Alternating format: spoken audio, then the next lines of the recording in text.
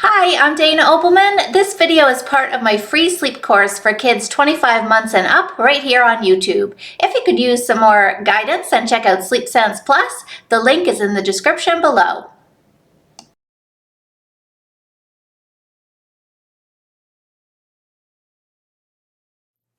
Good morning, welcome back. All right, we had night 5.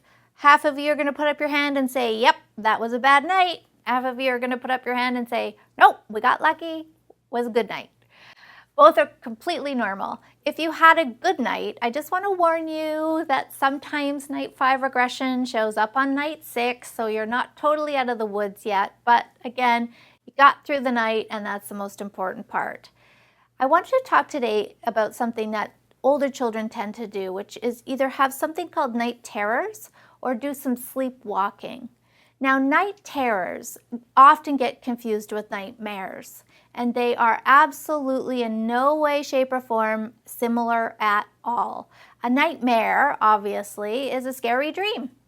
Your child should be able to articulate some of the dream. They might be telling you that they're scared or there's something that went on while they were sleeping, and that's a nightmare, classic nightmare. A night terror is not anything like that. It is actually not a nightmare at all. It's basically like sleepwalking in the same sense that it's a sleep disorder, although don't panic. It's very, very common in childhood, and she will outgrow it. But it's basically getting stuck between one part of your sleep cycle and into the next.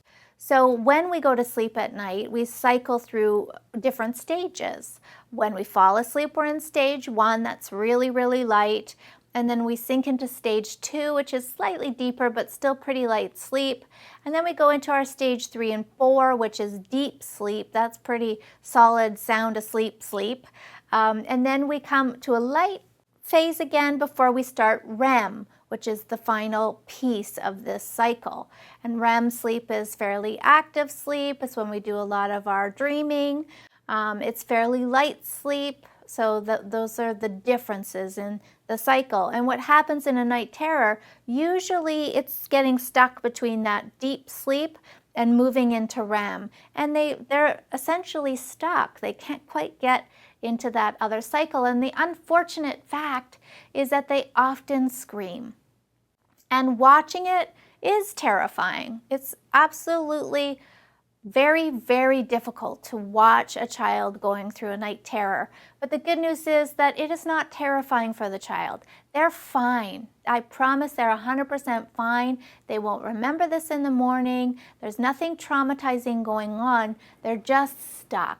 And there's nothing you can do. Sometimes it lasts seconds, and sometimes it can last 30, even 45 minutes in more extreme cases. And the only thing that you can do as a parent is just make sure that the child is safe. Sometimes they thrash about, they can roll around. So you just want to make sure that they don't fall out of bed, that there's nothing that they can hurt themselves on, and just let it run its course. The very, very good news in all of this is that night terrors and night sleepwalking are often caused by overtiredness.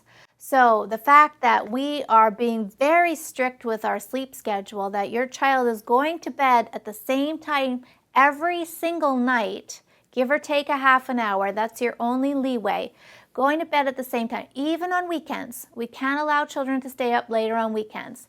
That's just not good for body clocks. It's not good for anyone's body clock, in fact, but certainly not for children who are experiencing night terrors or doing any sleepwalking. It has to be, 7:30, 8 o'clock bedtime every single night.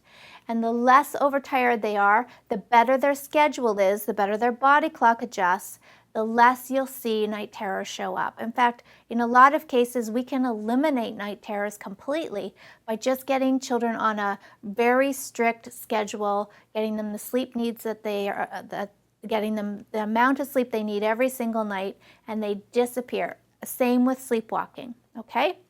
Now, nightmares, be careful around those as well, because what tends to happen when a child says he has a nightmare is that parents respond in ways that they don't normally respond. They might say, oh, why don't you climb into bed with me? Or I'll get into bed with you. And lots of extra stuff happens when I have a nightmare and I get all this really lovely attention from my parents when I have a nightmare. And guess what?